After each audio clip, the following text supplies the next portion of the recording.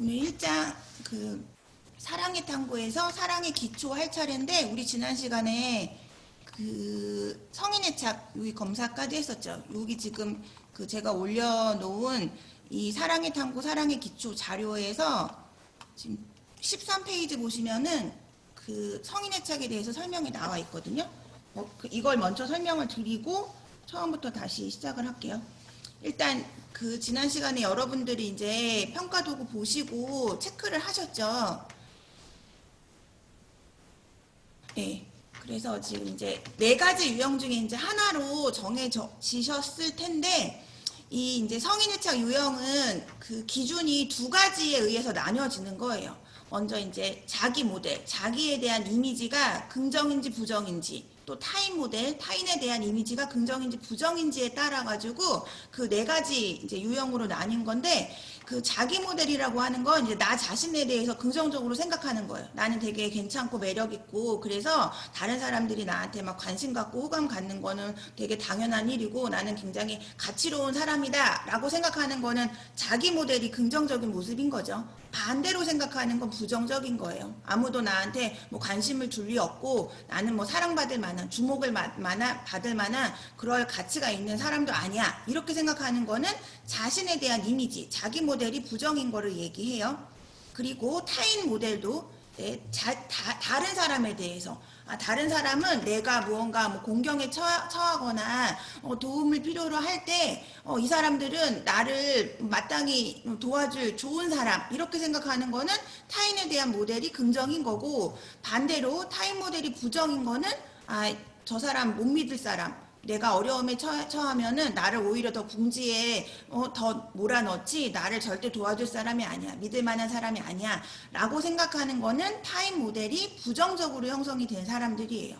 그래서 자기 모델이랑 타인 모델이 둘 다 긍정적으로 형성이 된 이제 유형이 바로 이제 안정적 유형이라고 보시면 되고, 여기 지금 몰두된 유형, 거부적 회피, 두려운 회피, 요거는 다 불안정 유형에 해당이 돼요. 몰두된 유형 같은 경우는 자기 모델은 부정이에요. 근데 타인 모델이 긍정인 거죠. 그리고 회피에서 거부적 회피 유형 같은 경우는 자기 모델은 긍정인데 타인 모델이 부정인 거고, 두려운 회피 유형은 둘 다 부정이에요. 자신에 대한 이미지, 타인에 대한 그런 상, 이거 다 부정적으로 형성이 된 사람들.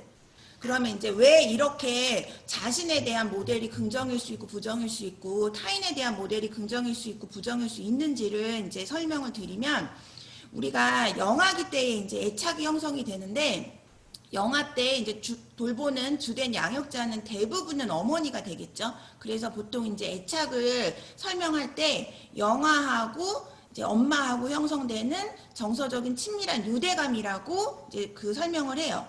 근데 이제 그러한 애착 같은 경우도 어릴 때 뭐 엄마가 정말 잘 이제 아기를 케어할 수도 있는 거고, 그렇지 못할 수도 있는 거겠죠. 그래서 자신이 받았던 어린 시절의 양육 경험이 반영이 돼서 결국에는 이 애착이 형성이 되는 거. 근데 이제 이 아기들을 대상으로 해서 이 아기들이 과연 긍정적으로 어머니하고 관계를 형성했는지 아니면 그렇지 않은지를 평가할 수 있는 실험이 낯선 상황 실험이라는 게 있어요. 이거는 이제 말 그대로 낯선 상황을 설정해 놓고 이제 아기하고 엄마를 초대를 해요. 그 공간에. 그래가지고 이제 낯선 사람인 실험자도 같이 있어요. 그래서 이제 이 낯선 공간이라고 하는 건 우리도 성인이어도 뭐 내가 친숙하지 않은 정말 낯설은 어떤 환경에 처해져 있으면은 좀 불안하고 약간 스트레스를 받게 마련이죠. 적응하는 데는 이제 어떤 시간이 필요한데, 아기들은 더 심하다는 거예요. 낯선 상황에 가게 되면은 아기들이 이제 스트레스를 받게 되는데, 이 낯선 상황 실험은 그러한 스트레스를 유발하는 상황에 아기들이 처했을 때 과연 어떠한 반응을 보이는지에 따라 가지고 안정애착과 불안정애착으로 분류를 한 실험이에요. 먼저 이제 이 성인 애착의 4가지 구분하고 영아를 대상으로 한 애착의 유형 구분은 조금은 차이가 있어요. 우리가 성인 애착은 지금 크게는 이제 안정 애착, 불안정 애착 해가지고, 불안정 애착이 몰두된 유형, 두려운 회피, 거부적 회피, 이렇게 이제 3가지로 나눴는데, 영아를 대상으로 한 낯선 상황 실험에 의해서 분류된 애착의 유형은 안정이랑 불안정 애착은 똑같은데 그 불안정 애착의 하위 유형이 이제 그 몰두된 유형에 해당되는 게 이제 저항 애착이라고 해요. 영아들은 저항 애착이고 그 다음에 이제 회피 애착이 있어요. 우리 성인 애착은 회피가 거부적 회피, 두려운 회피로 두 가지로 나뉘었죠. 근데 영아들은 회피 애착 하나가 있고 또 하나가 혼란 애착이에요. 이렇게 구분해요. 영아들은 안정 애착, 저항 애착, 그 다음에 회피 애착, 혼란 애착 이렇게 네 가지로 분류를 하는 게 영아 때의 애착의 유형인 거고 성인 애착은 이렇게 지금 제시한 네 가지로 이제 구분을 한다는 거예요. 그럼 이제 성인 애착도 결국 영아기 때의 경험에 의해서 반영이 돼서 형성이 된 것이기 때문에 우리가 이제 왜 영아기 때에 어떤 아기들은 안정 애착을 이루고 어떤 아기들은 그렇지 않은지에 대한 이해가 일단 필요해요. 그래서 먼저 설명을 드리면 안정적인 유형에 속하는 아기들, 이 아기들은 일단 그 엄마하고 신뢰가 형성이 되어 있어요. 그래서 내가 어떤 뭐 신체적, 정서적, 물리적으로 뭔가 도움이 필요한 이런 이제 상황에 처하게 되면은 이런 아기들은 그 엄마한테 적극적으로 그런 도움을 요청을 해요. 그리고 엄마가 나의 어떤 그런 요청을 잘 해결해주고 받아줄 수 있을 거라는 믿음이 있는 거예요. 그러니까 이제 낯선 상황, 이 실험실에 들어가서도 엄마랑 같이 있으면 내가 지금 불편해서 생소한 곳이어서 약간 불편하고 두렵고 이렇긴 하지만 엄마가 옆에 있기 때문에 이 엄마를 굉장히 이제 뭐 일종의 그 안전한 피신처, 안전지대라고 생각을 하는 거예요. 그래서 심리적으로 어느 정도 이제 그 안정감을 가져요. 엄마를 토대로 해서 위안을 받는 거예요. 그리고 확실하게 낯선 실험자보다는 친숙한 엄마한테 더 많은 관심을 보이게 되는 거죠. 그리고 이제 그 낯선 상황 실험에서 그 엄마가 낯선 그 실험자하고 아기만 남겨놓고 잠깐 이제 떨어져 이게 문을 열고 나가요. 분리가 일어나는 거예요. 그럴 때 이제 안정애착 아기들은 평상시 때에도 엄마가 뭐 잠깐 어디 갔지만 항상 반드시 돌아왔단 말이에요. 그런 믿음이 있기 때문에 처음에는 약간 동요를 해요. 그래서 좀 칭얼대고 울긴 하는데 계속 그러는 게 아니라 얘네들은 믿음이 있어서 아 우리 엄마 지금 어디 갔지만 곧 오실 거야 라고 하면서 약간 자기 스스로 좀 진정을 할 수 있다는 거예요. 그리고 이제 좀 있다가 엄마가 돌아올 때 엄청 반갑게 엄마한테 안기고 다시 뭐 낯선 그 공간에 놓여 있는 뭐 장난감이라든가 이런 것들에 이제 관심을 가지면서 탐색 활동을 적극적으로 하는 거예요. 그럼 이제 왜 이제 그 안정적 유형의 아기들은 낯선 공간에서 이런 반응을 보이냐면 이런 아기들은 엄마하고 신뢰가 형성됐다고 했잖아요. 그러면 이제 신뢰를 형성했던 이유가 뭐냐면 평상시 때에 아기들이 이제 보내는 여러 가지 이제 사인들, 신호들에 대해서 이 엄마가 굉장히 적절하고 즉각적이고 친절하게 반응한 거예요. 그리고 아기를 이제 좀 우선시하고 좀 굉장히 일관성 있게 반응해 준 거죠. 그러니까 이제 그런 경험이 이제 축적이 되면 아기는 그 어머니의 반응을 예측할 수 있는 거예요. 내가 이렇게 하면 엄마가 이렇게 했지. 또 이런 상황에서는 엄마가 어떻게 반응을 하셨지. 우리 엄마는 항상 일관되게 그리고 내가 보내는 사인에 대해서 굉장히 친절하고 적극적이고 섬세하게 민감하게 반응을 해줬다라는 거를 아는 거예요. 그래서 신뢰가 생기는 거죠.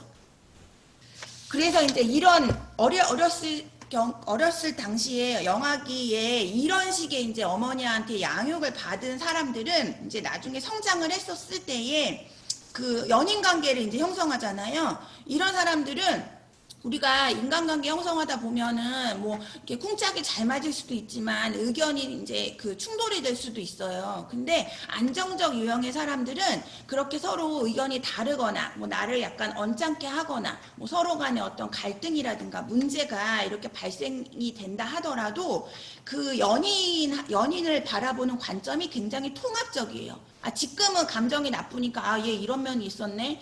얘 좀 문제가 있네? 라고 생각할 수도 있지만, 그래도, 아, 얘는 되게 좋은 점이 있는, 요런 점은 되게 좋았지, 나랑 잘 맞았지. 이런 식으로 생각할 수 있어요. 그래서 그 연인을 바라볼 때 굉장히 좋은 면과 나쁜 면, 우리 인간한테는 다 장단점이 있는 거잖아요. 그런 거를 이제 다 통합적으로 지각을 할 수가 있는 거고, 그 갈등 자체가 그렇게 크게 막 문제가 되진 않아요. 뭐 사람들이 관계를 형성하다 보면은 의견이 어긋날 수도 있는 거고, 그럴 경우에는 원만하게 잘 해결을 해서 해결책을 찾으면 되는 거잖아요. 그러니까 안정적인 유형의 사람들은 갈등 자체를 이거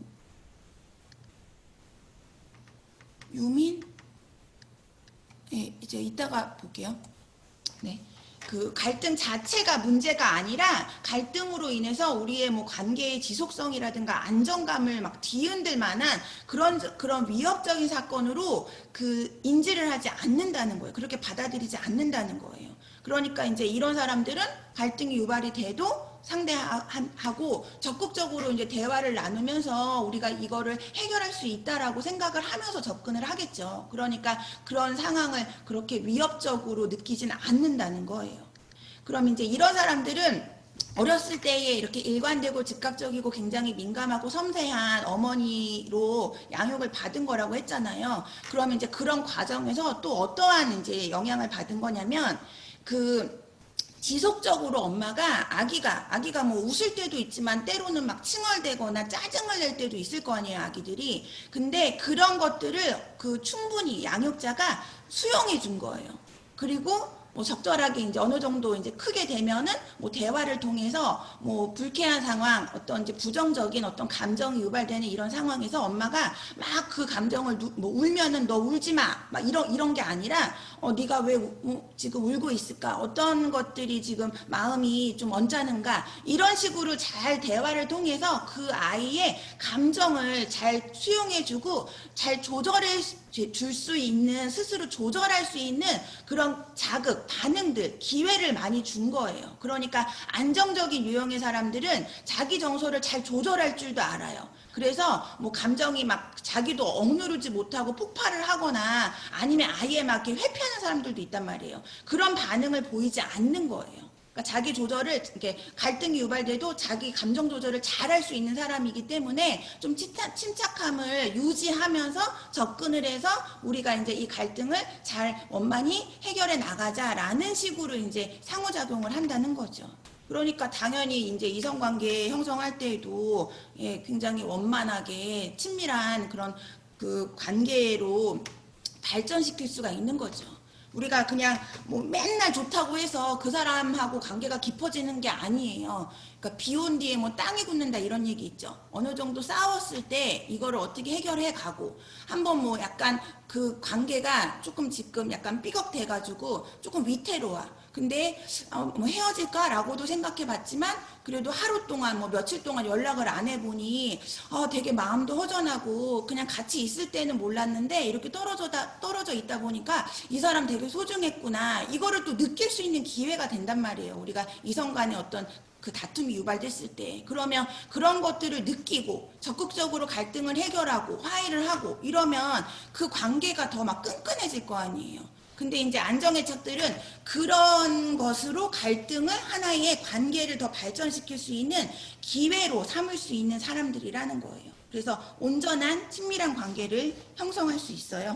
여기 지금 제가 또 여기 표현한 내용에 그 강의 노트에 이제 그 내용 정리한 거 다시 한번 보시면, 안정적인 유형에 속하는 사람들은 따뜻하고 반응적인 부모의 양육을 받았다라고 했죠. 굉장히 친절하고 섬세하고 이제 일관된 그런 이제 엄마를 둔 거예요. 그래서 굉장히 높은 자아 존중감, 자신에 대한 이제 그 감정적인 느낌이 긍정적인 거죠. 그러면서 대인 간의 친밀한 관계에도 편안함을 느껴요.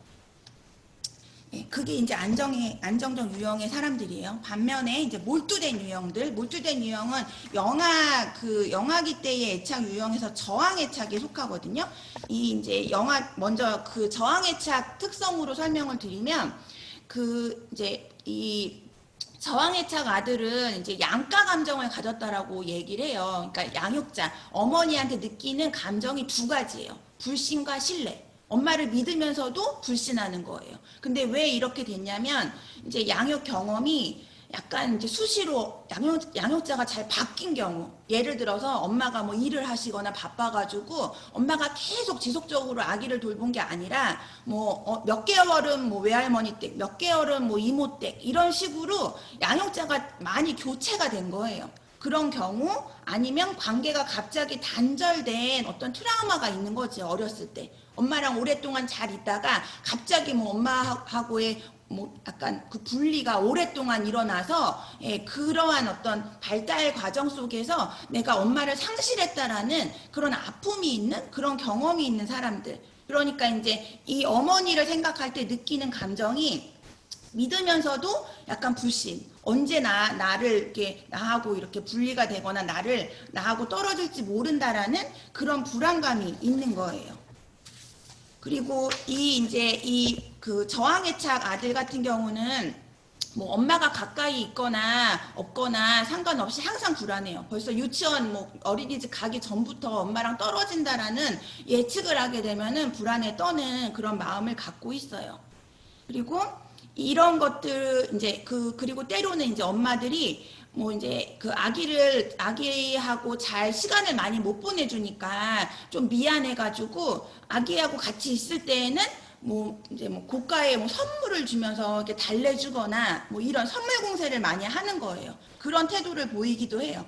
그래서 물리적인 뭐 상황이 굉장히 이렇게 불규칙할 수도 있고 또 그 엄마의 기분에 따라서도 아기를 대하는 태도가 다른 경우도 포함이 돼요. 예를 들어서 뭐 엄마 기분이 좀 안 좋거나 몸이 아프거나 아니면 뭐 남편하고 싸우거나 이런 이제 경우에는 아기한테 좀 소홀히 하고 아기가 보내는 여러 뭐 신호들을 그냥 무시하고 근데 본인이 기분이 좋거나 컨디션이 뭐 괜찮으면은 아기가 뭐 조금만 뭐 어떤 뭐 사인을 보내도 엄청 막 즉각적으로 민감하게 반응을 하는 그런 태도를 보이기도 해요. 그래서 전반적으로는 약간 아기가 우선시가 되는 게 아니라 본인의 상황과 본인의 감정을 우선시하면서 아기를 대하는 그런 엄마라고 보시면 되죠. 그래서 보통 이제 아기가 약간 그런 미세한 감정들 있잖아요. 어떤 뭐 작은 어떤 욕구 이런 것들을 표현할 때에는 들어줄 때도 있고 무시할 때도 있고 근데 이제 막 굉장히 막 아이가 과격하게 달래주기 어려울 정도로 막 때를 쓰면은 그때는 가서 막 적극적으로 아기한테 반응을 하는 거예요. 그러니까 이제 보통 이 저항애착으로 분류된 아기들은 대표적인 특징이 굉장히 감정 표현이 과격해요. 그 정도까지가 아닌데도 불구하고 엄청 많이 때를 쓰는 거예요. 뭐 마트에서 들이눕는 아이들 있잖아요. 뭐 사달라고 그랬는데 그냥 안 사주면은 그냥 뭐 칭얼대고 마는 게 아니라 그냥 막 바닥에 누워가지고 막 자지러지게 우는 아이들이 있단 말이에요. 그런 아이들이 대표적으로 저항애착 아이들이라고 보시면 돼요. 그래서 이런 이제 몰두된 유형, 이제 저항애착 아들이 성장을 하게 되면은 이제 성인애착에서 몰두된 유형으로 분류가 돼요. 그럼 이제 이런 경우는 연인 관계에서 뭔가 의견이 이제 충돌이 되죠. 갈등이 발생돼요. 그러면 아까 이제 안정애착처럼 뭐 좋을 때도 있고 나쁠 때도 있고 뭐 지금 우리가 감정이 나쁘니까 잘 해결하면 되지라고 접근하는 게 아니라 우리가 굉장히 좋았단 말이에요. 근데 갑자기 싸웠어. 그러면 이 이제 몰두된 유형들은 불안한 거예요. 나 이러다 얘랑 헤어지면 어떡하지? 얘가 나 버리면 어떡하지? 난 얘 너무 좋은데 나 얘 없으면 안 되는데 이러면서 그 갈등 자체가 완전히 막 정서적인 고통을 유발하는 이 관계를 위협하는 사건으로 받아들이는 거예요. 아니면 뭐 이제 내가 그 연인한테 연락을 했는데 전화를 안 받아. 뭐 톡을 보냈는데도 뭐 아예 읽어보지도 않고 아니면 읽었는데도 답을 안 해. 그러면 이제 그 상대가 뭔가 다른 뭐 쉽게 금방 나한테 연락을 하지 않을 수 있는 그런 상황일 수도 있잖아요. 근데 이제 이 몰두된 유형들은 그것도 되게 부정적으로 생각하는 거예요. 얘 왜 내 연락 안 받지? 지금 뭐 딴짓 하는 거 아니야?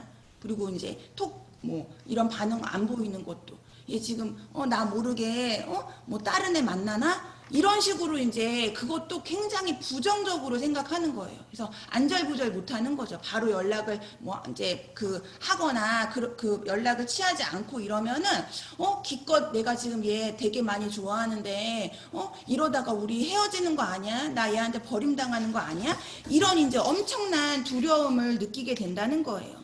그리고 이 몰두된 유형들은 자기 감정 조절도 잘 못해요. 그리고 스스로 뭔가 이제 뭐 조절을 해가지고 평정심을 갖는 게 아니라 상대의 반응을 통해서 자꾸 정서를 조절하려고 하는 거예요. 뭐 연락이 안 왔다가 뭐 연락이 이제 오면은 아 그래 뭐 약간 안정감을 갖는 거예요. 그냥 자기가 자기 할 일 하고 있다가 연락이 오면은 그냥 그런가 보다가 아니라 상대가 어떻게 하느냐에 따라서 내가 행복할 수도 있고 불행할 수도 있고 내가 불안할 수도 있고 뭐 안정될 수도 있고 이렇게 반응을 하는 사람들.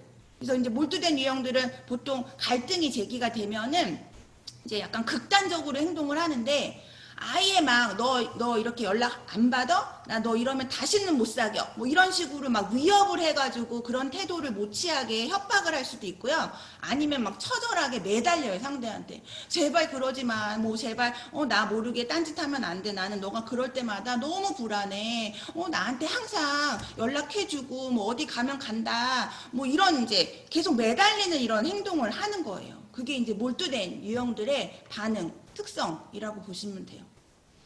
그리고 이제 회피 유형은 이제 성인기는 이렇게 거부적 두려움으로 여기 이제 그 몰두된 유형은 자기 모델이 부정이라 그랬죠. 그리고 타인 모델은 긍정인 거. 그래서 이런 사람들은 그 관계에 대해서 그 주도성이 있다라기보다는 타인한테 굉장히 의지를 해요. 그러니까 나는 별로 뭐 이게 자기 모델이 부정이라고 하는 거 나의 이미지가 좋은 게 아니잖아요. 나는 사랑받을 만한 가치도 없고 아무도 나한테 관심을 안 두고 자기 이미지가 부정적인 거예요. 반면에 타인은 긍정적인 거죠. 아, 이 사람은 되게 좋은 사람, 되게 매력적인 사람, 뭐 이런 식으로 생각하니까 관계에 굉장히 그 집착을 하게 되고 그 상대에 의해 가지고 내가 좌지우지 되는 그러한 이제 반응으로서 관계를 형성해 간다라는 거예요.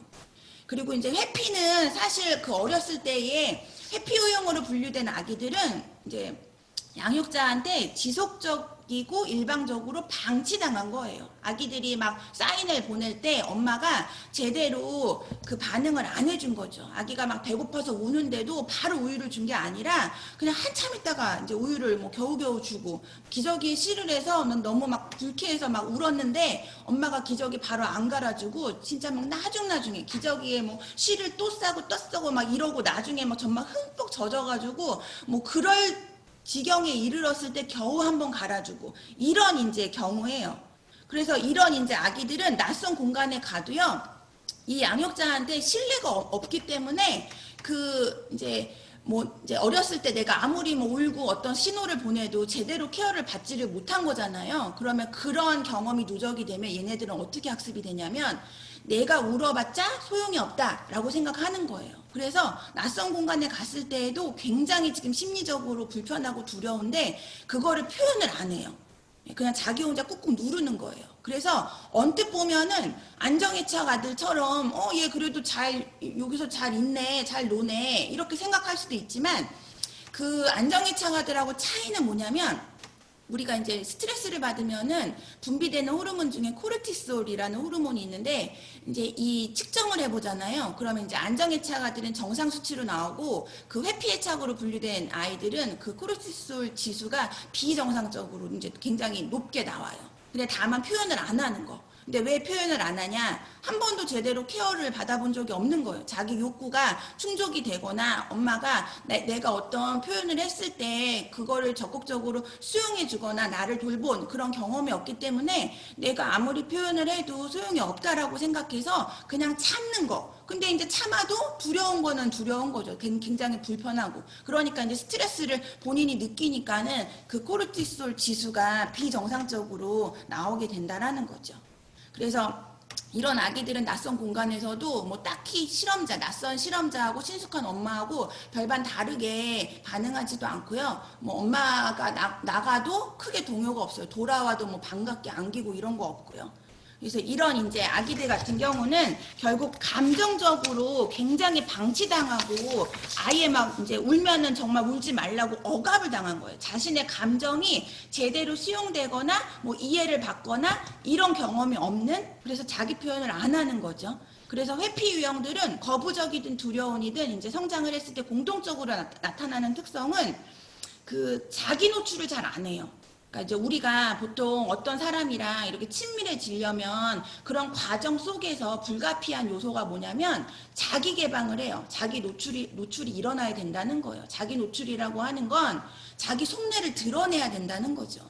그래야 이 사람하고 특별한 관계인 거지. 그냥 맨날 만나면 피상적인 얘기만 오고 가고 뭐 자신의 어떤 뭐 속마음을 비추지 않으면 우리가 관계가 발전하는데도 한계가 있는 거잖아요. 내가 이 사람한테 신뢰가 생겨서 내가 이런 얘기 아무한테도 안 하는데 그래도 이제 얘한테는 좀 하고 싶은 마음이 이제 들어서 내 연인이 이제 사귀는 사람한테 뭔가 뭐 우리 가족사라든가 아니면 내가 치부가 될 수 있는 어떤 얘기를 이제 한단 말이죠. 그랬을 때 그 상대가 너 그런 아픔이 있었구나, 뭐 너 그런 어려움이 있었구나 이러면서 그거를 받아주잖아요. 그러면 이제 더 큰 신뢰와 믿음이 생겨서 이 관계는 더 친밀해지는 거예요. 근데 자기 노출이 일어났을 때 만약에 상대가 너 뭐 그런 애였어? 난 너는 아닌 것 같아. 이러면서 떠나면 그 관계가 이제 종결이 되겠죠. 근데 어쨌든 관계의 발전이 되는 과정 속에서는 자기 노출과 자기 개방이 적절하게 이루어지면서 친밀감이 쌓여가는 거예요. 근데 회피 유형들은 그러한 자기 노출, 자기 개방을 잘 안 해요. 그러니까 뭐 몇 년을 사귀어도 뭐 제가 어떤 그 블로그에서 본 건데 그분은 10년을 이제 결혼 생활을 하신 분이래요. 근데 그 남편이 회피 유형이더라고요. 그래서 속을 모르겠다고 10년을 살아도. 그런 특성을 보이는 거예요, 회피 애착들은. 근데 회피 애착들은 괜히 이제 그런 게 아니라 어렸을 때에 그 우리가 이제 엄마가 거의 절대적인 존재인데 그 엄마한테 믿음이 안 생겼으니까 그 다른 누구한테도 자기 마음을 보이지를 않는 행동을 하는 거예요. 그래서 이제 어떤 뭐 연인 관계에서 뭐 갈등이 유발돼도 이 사람들은 뭐 솔직하게 내가 이거는 이렇고 저건 저렇고 뭐 나는 그때 이랬어 이렇게 얘기하는 게 아니라 그냥 회피하죠. 우리가 물론 막 감정이 격해졌을 때 그때 바로 막 얘기를 하다 보면은 감정이 너무 이제 앞서서 오히려 원만하게 대화가 안 될 수도 있어요. 그래서 뭐 한 일시적으로 뭐 길면은 뭐 하루 아니면 한 몇 시간 정도라도 감정을 좀 추스리고 뭐 대화를 나누는 것은 일종의 이제 그 대인 스킬 중에 하나이긴 한데 회피의 착은 그런 차원으로 회피하는 게 아니라 아예 문제를 직면하지 않는 거예요. 왜 그러냐면 이런 사람들은 자기 스스로도 자기의 부정적인 감정을 조절할 수 있다는 확신도 없고 내가 이 부정적인 어떤 우리 문제에 대해서 내가 끄집어낸들 뭐 내가 상대가 느끼는 어떤 뭐 생각을 뭐 바꿀 수 있거나 뭐 서로 어떤 뭐 절충점을 찾거나 이럴 수 있다는 기대를 안 해요. 아예 없는 거예요, 그게. 걔는 이제 이렇게 어떤 내가 오해 살 만한 어떤 행동을 하고 나도 어떤 행동을 했는데 상대가 나를 오해해. 그러면 이제 보통의 사람들은 그거는 오해였어. 나의 의도는 그게 아니야. 이런 식으로 해서 뭐 오해가 풀려지기도 하는 건데 이 회피 유형들은 그러한 기대가 없는 거예요. 얘기해봤자 소용이 없으니까 그냥 회피하고 자기 그런 뭐 감정도 그냥 철수하고 이런 행동을 취하게 되는 거죠. 그래서 본인의 감정적인 어떤 뭐 취약점이라든가 속내를 드러내면서 갈등 상황에 이제 직면하는 그런 위험을 감수하는 그런 태도를 취하기보다는 아예 뭐 정서적으로 깊숙한 관여랑 교류를 그냥 외면하는 거고 그리고 오히려 관계가 더 깊고 친밀해지는 거를 불편해해요. 우리가 일반적으로 그 연인 관계가 더 친밀해진다라고 하는 건 시간이 이제 흐르고 같이 하는 어떤 시간, 공유하는 어떤 활동 이런 것들이 이제 많아지면은 점점 친해짐을 느끼잖아요. 그러면서 이제 그 사람이 굉장히 특별해지고 행복감도 느낀단 말이에요. 내가 이런 정도로 가까움을 느끼는 친밀감을 느끼는 상대가 있다라는 그 자체로 굉장한 우리의 그런 소속감에 대한 이제 그 만족감을 주기 때문에 행복하단 말이에요. 근데 회피 유형들은 가까워지면 불편한 거예요. 그래서 일정한 거리를 두고 차라리 멀어지는 거를 선택을 해요. 그 최악의 뭐 이별 중에 하나가 잠수 이별이라고 하죠. 보통 잠수 이별하는 그런 사람들이 거의 회피 유형이라고 보시면 돼요. 그게 이제 이 회피 유형의 특성이고 그리고 이제 이 성인의 착에서는 거부적 회피 유형이랑 두려운 회피 유형으로 나뉘는데 요거는 이제 어떤 차이가 있냐면 일단 회피 유형은 공통적으로 자기 이미지, 뭐 타인 이미지 다 부정이에요. 왜냐면 이제 어렸을 때 따뜻하게 양육자한테 케어를 받지 못했기 때문에. 근데 여기 지금 도식화된 내용을 보시면 거부적 회피는 자기 모델이 긍정이란 말이에요. 자기 모델이 긍정인 거는 어릴 때 내가 여러 가지 사인과 신호를 보냈는데 항상 우리 엄마는 뭐 밤이건 낮이건 나의 욕구를 잘 충족시켜주면 그런 경험이 쌓이게 되면 아기가 아 나는 사랑받을 만한 가치가 있구나, 아 나는 굉장히 좋은 사람이구나 이렇게 느껴서 자기 이미지가 긍정이 되는 거예요. 근데 회피 유형은 어릴 때 그런 케어 못 받았다고 했죠. 근데 왜 성인의 착에서 이 회피 거부적 회피 유형이 자기 모델이 긍정이냐? 요거는 어릴 때의 경험에 이제 기인된 게 아니라 이후에, 예를 들어서 뭐 학교에 들어갔는데 내가 막 노력을 해가지고 공부를 했어. 그랬더니 시험 엄청 잘 봐갖고 막 1등을 했더니 선생님이 아, 막 너 이제 뭐 공부 잘하는 애구나 이러고 친구들도 야, 너 되게 똑똑하구나 이렇게 인정해 준 거예요. 그래서 자기가 이제 나중에 이후에 무언가 막 노력을 해서 성취의 결과로 어떤 좋은 결과를 창출한 그런 경험이 쌓이게 돼서 자기 이미지가 긍정이 된 거예요. 그러니까 이 사람들의 기저에는 케어를 받지 못했기 때문에 자신에 대한 이미지가 부정이기는 하는데 그 이후에 자기가 노력해서 무언가 성취의 결과로 그런 긍정적인 타인의 평가를 받아서 아, 나 뭐 능력 있구나 뭐 이렇게 이제 생각하게 된 거라고 보시면 돼요. 그래서 이제 이 거부적 회피는 자기에 대한 모델이 긍정적인 모습인 거죠. 여기 지금 다시 몰두된 유형, 여기 아까 설명 안 하고 제가 바로 거부로 들어갔는데 이제 몰두된 유형 다시 한번 정리하면 몰두된 유형은 비일관적이고 민감하지 못한 부모의 양육을 경험한 개인들이 보이는 유형이라 그랬죠. 엄마가 이제 뭐 물리적인 상황이라든가 자기 기분에 따라서 잘해줄 때도 있고 그렇지 않을 때도 있고 이렇게 불규칙하게 반응한 거예요. 그래서 이런 이제 유형들은 자기 모델이 부정이라 그랬죠. 그래서 자신이 사랑받을 가치가 없다라고 느끼는 경향이 크고 그래서 타인들에게 끊임없이 인정받고 싶어하고 과도하게 의존적인 성향을 보여요. 타인 모델은 긍정이니까 관계에 굉장히 집착하는 거예요. 그리고 이제 회피적인 유형은 이제 거부적이고 심리적으로 거리가 먼 부모의 양육에서 기인된다라고 했죠. 오랫동안 방치를 당한 거예요. 한 번도 본인의 어떤 욕구가 제대로 충족이 된 게 아니라 계속 외면당하고 방치된 그런 경험, 그게 이제 회피적인 유형인데 성인기는 두 가지로 나뉜다 그랬죠. 먼저 이제 두려운 회피는 둘 다 부정이죠. 자기 모델 부정, 그 타인 모델 부정. 그래서 두려운 회피들은 사람들하고의 그 접촉과 친밀감을 원하기는 해요. 이건 이제 무슨 얘기냐면 우리 인간은 누구나 어떤 관계든 어떤 집단이든 소속되고자 하는 욕구가 있어요. 소속감을 느끼고 싶어 해요. 그게 우리 인간의 기본적인 속성 중에 하나예요. 우리 인간 뭐 사회적인 동물이라고 하잖아요. 그런 얘기를 괜히 하는 게 아니에요. 우리 인간은 혼자 살아갈 수가 없는 존재예요. 뭐 이렇게 그 1차적으로는 부모 자녀 관계가 일단 원만해서 내가 그 가정 내에서 소속감을 느껴야 되는 거고 조금 성장을 하게 되면 뭐 학교 생활도 하게 되고 이렇게 단체 생활을 하게 되죠. 집단 생활. 거기서도 내가 무언가 인정받고 내 존재가 인정되고 이래야 우리가 안정감을 느끼면서 만족하는데 그래서 이제 기본적으로 우리 인간한테는 사람들하고 관계를 형성하고자 하는 그런 욕구가 있어요. 그러니까 두려운 회피도 좌절을 당하긴 했지만 어쨌든 기본적인 속성이니까 그런 걸 원해요. 사람들하고 내가 약간 깊이 있는 관계를 하고 싶어요. 근데 너무 강하게 타인에 대한 불신, 자신에 대한 이제 그런 불신이 있어서 거부당할 것에 대한 두려움이 있기 때문에 굉장히 적극적인 그런 양상으로 그런 친밀한 관계를 거부하는 거예요. 누가 막 나를 좋아하면은 이 두려운 회피 유형들은 오히려 피한다라는 거죠. 적극적으로. 자기가 뭐 누가 설사 관심이 간다 하더라도 아니야 이런 마음 소용없어. 저 사람하고 가까워져 봤자 저 사람 나 버릴 수도 있어. 가까워지면 안 돼. 나만 상처받아. 이런 생각을 엄청 강하게 한다는 거예요.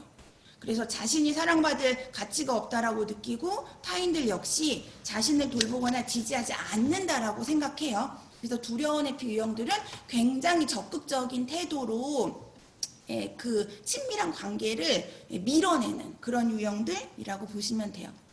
그리고 회피 유형 중에 이제 두 번째 거부적 회피. 거부적 회피 유형은 자기 모델은 긍정적이라고 했죠. 자신의 이제 성취 경험에 의해서 자기 모델이 긍정적으로 형성이 된 거예요. 그래서 이런 사람들은 긍정적인 자아상을 유지하고 있으니까 같은 회피 유형이지만 두려운 회피랑은 이제 약간 구별이 되는 특성을 지니고 있어요. 그래서 이제 거부적 회피 유형들은 긍정적인 자아 개념이 어떤 관계에서 비롯된 게 아니라 자신의 노력, 일의 어떤 성취를 통해서 형성된 거라고 보시면 되고요. 그래서 일단 이런 사람들도 기본적으로 타인들을 신뢰하지 않아요. 그러니까 이제 친밀한 관계를 회피하지만 두려운 회피 유형하고 이제 비교를 해보면은 약간 수동적으로 이제 약간 회피하는, 그러니까 이 수동적으로 회피한다는 얘기는 뭐냐면 예를 들어서 누가 막 나를 좋다고 하잖아요. 그러면 이제 딱히 내가 막 걔하고 막 연인으로 뭐 이렇게 뭐 연애를 하고 싶고 이런 마음이 아주 강하지 않아도 상대가 적극적으로 나한테 구애를 하면 그냥 사귈 수는 있는 그런 반응을 보이는 그런 유형이 거부적 회피라고 보시면 돼요. 그래서 이 거부적 회피 유형들은 사실은 친밀감을 굉장히 뭐 인생에 있어서 중요한 가치라고 생각하기보다는 독립성과 자율성에 더 큰 의미를 부여를 해서 성취지향적인 특징을 보여요. 이 얘기도 쉽게 풀어서 얘기하면 뭐냐면 우리가 이성관계, 뭐 이성관계뿐만 아니라 사실은 동성하고의 친구관계 형성할 때 모든 인간관계를 형성할 때에는 어느 정도 내가 뭐 시간적이든 뭐 그 마음적이든 어느 정도 이렇게 에너지라든가 노력, 투자가 이루어져야지 이 관계가 뭐 형성되기도 하고 그렇지 않을 수도 있어요. 그 투자라는 의미가 막 그런 정말 우리가 보통 경제학에서 사용하는 그런 투자의 의미로 이해하시면 안 되고 그래도 내가 가만히 있어가지고 친구가 생기고 이런 건 아니라는 거예요. 내가 시간을 좀 내서 친구하고 만나기도 해야 되고 뭐 밥을 먹을 때도 뭐 얻어먹는 게 아니라 때로는 나도 밥을 사야 되고 이러면 뭐 금전적이든 뭐 심적이든 나의 에너지 어떤 노력이 이제 그 들어가는 거잖아요. 근데 이 거부적 회피 유형들은 그게 별로 가치가 없다고 생각하는 거예요. 내가 막 친구 만나가지고 시간 보내고 돈 쓸 바에 그냥 내가 내 발전을 위해서 뭐 하나라도 더 배우고 학원이라도 다니고 이게 더 내 인생에 큰 의미가 있다라고 생각하는 거예요. 그게 이제 성취지향성이 강한 이제 사람들의 특성이자 거부적 회피 유형이 대표적으로 보이는 특성이라고 보시면 돼요. 그래서 이제 여러분들도 이 네 가지 유형 중에 이제 하나로 이제 도출이 되셨을 텐데 사실 안정해적으로 분류된 사람들은 전체 20%도 안 된다라고 제가 저번 시간에 말했나? 정말 그 20%도 안 돼요. 그러니까 대부분은 불안정 애착인데 불안정 애착에서 뭐 몰두된 유형일 수도 있고 두려운 회피, 거부적 회피일 수도 있어요. 근데 그 결과에 대해서 뭐 좌절하시는 게 아니라 우리가 이런 특성이 있는 거잖아요. 그거를 잘 이해하셔야 돼요. 예를 들어가지고 몰두된 유형들이 연애를 하면서 진짜 힘들게 스트레스를 많이 받는 게 뭐냐면 아까 제가 얘기했듯이 뭐 연락이 조금만 이제 안 되면 막 두려움에 부르르 떨고 바로 연락이 안 오면 되게 부정적인 생각 많이 한다 그랬잖아요. 그러니까 그런 어떤 상황이 이렇게 전개가 되면 물론 뭐 특히나 뭐 여자들 같은 경우는 약간 이렇게 직관력 뭔가 촉이 뭐 발동을 해서 아 얘가 정말 딴짓을 하고 있구나라고 뭐 그거를 자기가 알아차릴 수도 있어요. 근데 그게 사실은 뭐 사실이 아닐 수도 있거든요. 그러니까 1차적으로는 상대를 의심하기보다 내가 만약에 몰두된 유형인데 나는 연락이 잘 안 되거나 이런 상황에서는 항상 막 부정적으로 막 걱정을 많이 한다 이러는 사람들은 그러한 순간에 자기가 자기의 그런 그 부정적인 반응에 대해서 알아차려야 되죠. 그러니까 아 이게 불안해도 이거는 상대의 탓이 아니라 아 이것도 내가 이렇게 불안한 어떤 속성이 있어서 이 내 불안이 지금 밀려오는 거구나 이렇게 의식을 하고 자꾸 그 상황에 빠지지 않으려고 자기가 노력을 해야 돼요. 근데 이 내 유형을 모르면 그냥 그렇게 계속 똑같이 반응하겠죠. 연락 안 하면은 엄청 막 미칠 듯이 계속 막 정말 막 몇십 통 전화 계속하고 문자 계속 보내고 이렇게 되면 오히려 상대가 더 놀랄 거 아니에요. 그러니까 이제 그런 상황에서도 나를 일단 진정시켜야 돼요. 이게 내가 인식을 해도 처음에는 쉽게 잘 안 될 수 있어요. 이 사람이 그 이게 속성이라는 게 막 이렇게 쉽게 바뀌는 게 아니잖아요. 근데 이제 이 애착 유형 검사로 여러분들이 본인을 진단을 했다면 그래도 자꾸 노력을 하셔야 돼요. 내가 자꾸 상대를 의심하고 얘를 막 얘가 딴짓할까 막 불안하면은 이거는 나의 개의 어떤 뭐 이렇게 그 신뢰를 주지 않은 어떤 행동으로 인해 갖고 내가 불안한 게 아니라 이거는 오롯이 지금 나의 불안이 지금 밀려오는 거다라고 생각하시고 자꾸 다른 거를 이제 몰두하려고 노력을 하셔야 돼요. 그런 태도가 정말 필요한 거죠. 그리고 갈등이 유발될 때에도 그 안정애착들이 느끼는 것처럼 그 대상에 대해서 통합적으로 생각할 수 있어야 돼요. 좋은 면도 있고 나쁜 면도 있으니까 자꾸 그 나쁜 면에 빠지지 말고 그 좋았을 때도 같이 생각하고 이 특히나 친밀한 관계, 연인 관계에서 이 갈등은 거의 불가피한 필연의 요소라고 보시면 돼요. 그러니까 너무 부정적으로 뭐 이렇게 한 번 싸웠다고 헤어질 거면 계속 진작에 헤어졌겠죠. 그러니까 그런 식으로 몰고 가지 말고 생각을 우리가 지금 다퉜지만 나도 좀 감정 조절 잘해서 좋게 좋은 방향으로 이거를 하나의 좋은 우리 관계를 더 발전시킬 수 있는 기회로 삼아야겠다. 이런 식으로 자꾸 자기 스스로를 조절을 하셔야 돼요. 통제를 하시고. 그리고 이제 회피 애착들은 거부적이든 두려움이든 어떤 이제 그 사항을 가장 염두하셔야 되냐면 일단 기본적으로 회피 유형들은 친밀한 관계에 대한 그 개념을 다시 정립하셔야 돼요. 친밀한 관계라는 건 아까도 얘기했듯이 그 관계가 발전되려면 자기 노출, 자기 개방이 불가피하다고 그랬죠. 그게 필연의 요소예요. 그게 일어나야 이 사람이랑 더 관계가 깊숙해지는 거지. 그냥 겉도는 얘기만 해서는 관계가 아무리 막 10년을 사귀어도 그 친밀해질 수가 없는 거예요. 그러니까 기본적으로 내가 누구하고 연인 관계를 형성하려면 내가 기본적인 태도, 친밀한 관계에서 보여야 되는 기본적인 어떤 뭐 도리라고 얘기하면 조금 이상할 수도 있는데 친밀한 관계는 그런 것이다라는 걸 본인이 알아야 돼요. 괜히 막 내가 불편하다고 해서 뭐 내가 이런 것까지 얘기해야 돼? 뭐 이렇게 생각하지 말고 관계가 발전되고 그러면 뭐 자기 속내 당연히 드러내야 되는 거죠. 그게 친밀한 관계예요. 그냥 다른 관계하고 똑같을 거면 뭐하러 연인 관계를 형성하겠어요. 그러니까 일단 기본적으로 그런 생각을 바꾸셔야 되고 그 다음에 관계가 이제 뭔가 갈등이 유발됐을 때 뭐 얘기해봤자 소용없다. 내 생각도 못 고칠 텐데 뭐 상대의 생각을 내가 어떻게 고쳐 이렇게 생각할 게 아니라 다가가셔야 돼요. 근데 이제 회피 유형들도 이게 쉽게는 잘 안 되죠. 그 몰두된 유형들은 멀어질까봐 두려움에 떠는 사람이에요. 그래서 관계가 조금만 어긋나도 엄청 불안에 떠는 거예요. 헤어질까봐. 근데 회피 유형들은 반대예요. 가까워지는 게 불편한 사람들이에요. 근데 요거를 좀 극복하시면 회피도 친밀한 관계를 추구할 수가 있어요. 근데 그게 사실은 쉽지가 않죠.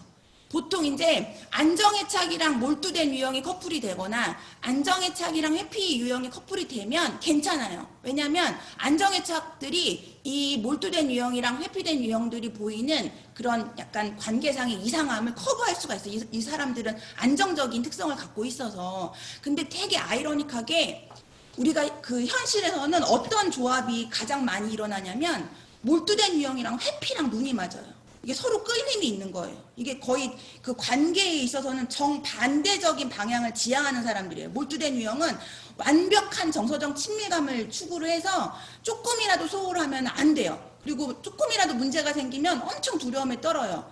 그 멀어질까봐. 근데 회피 유형의 사람들은 그 지향하는 방향이 어느 정도 그냥 거리를 두고서 관계를 형성하고자 하는 거지 막 너무 깊숙한 침투를 오히려 불편해 하거든요. 그러니까 회피 유형이랑 몰두된 유형이 만나잖아요. 결국에는 서로 엄청난 상처를 주고 헤어짐을 경험하게 될 수밖에 없어요. 이 둘이 잘 되는 확률은 거의 없다라고 보시면 돼요. 근데 우리가 현실에서는 이 둘이 잘 만난다고 했잖아요. 그러니까 이제 이 유형, 그 자기 애착 유형도 본인이 잘 아셔야 되고요. 상대의 애착 유형도 한번 탐색해 보는 게 반드시 필요해요. 제가 이건 아마 다음 시간에 설명드릴 내용이 될 것 같은데 우리가 그 사랑에 대해서 잘못 형성된 신념 중에 그 대표적인 게 뭐냐면 사랑이 모든 걸 극복할 수 있다라고 생각해요. 그러니까 이제 그런 그 오류가 이제 어떤 식으로 발생하냐면 지금 이제 그 몰두된 유형이랑 해피 유형이 만났어. 근데 사귀다 보니까 너무 안 맞아. 나는 막 조금이라도 멀어지면 안 되니까 더 다가가려고 하는데 상대는 내가 다가가니까 나를 더 밀어낸단 말이에요. 해피 애들은 그렇게 반응하거든요. 그러면 이제 이런 것들에 대해서 서로 이제 힘들단 말이에요. 그 몰두된 유형은 몰두된 유형대로, 그 회피된 유형들은 회피된 유형대로 이게 서로 안 맞는 특성들이 있다 보니까 충돌을 해요. 근데 그 사랑 신화에서 그 사랑은 모든 것을 극복할 수 있다. 여기에 이제 빠져있는 사람들은 그 관계를 계속 견디겠죠. 그리고 나에 대한 마음이 커지면은 나아질 거야, 달라질 거야, 이런 기대를 하는 거예요. 근데 실상 내가 내 속성을 바꿀 수 없는 것처럼 상대도 상대의 속성이 쉽게 바뀌진 않아요. 그러니까 그런 경우는 사실은 헤어지는 게 답이라는 거죠. 근데 우리가 너무 그런 사랑에 대한 어떤 이제 비현실적인 신념들을 가지고 있어서 오랫동안 나랑 절대로 잘 될 수 없는 그런 관계에 머물러 가지고 스스로도 상처를 주고 상대한테도 상처를 줄 수 있는 그런 선택을 하기도 한다는 거예요. 그래서 이 이제 애착 여기 잘 이해를 하셔서 뭐 우리 인간이 다 저마다 장단점이 있고 문제가 있어요. 근데 어떤 사람한테 뭐 문제가 있다 없다 이게 중요한 게 아니라 정말 문제가 있는 사람들은요. 문제가 있는 게 문제가 아니라 자신의 문제점을 모르는 게 더 큰 문제인 거예요. 그러니까 나의 이런 애착 유형에 대해서 내가 이번 기회에 잘 이해를 하고 그리고 연인을 이제 선택을 할 때에도 뭐 나의 감정적인 끌림에 너무 치우치지 말고 그 사람이 나하고 잘 조화를 이룰 수 있는 사람인지를 파악을 하고 내 마음을 쏟아붓고 관계를 발전시키고 뭐 여러 가지 투자를 하고 이래야 이제 우리가 조금 더 성숙되면서 건강한 사랑을 할 수가 있는 거지 절대로 될 수 없는 사람을 잡고 뭐 더 사랑을 하면 나아지겠거니 이런 기대를 하면서 그런 관계에 머무르지는 않아야 된다는 거예요. 그런 그 계기로 이 성인애착 내용을 이제 좀 받아들였으면 좋겠어요. 네. 지금 1교시 여기까지 하고 우리 11시부터 다시 시작을 할게요.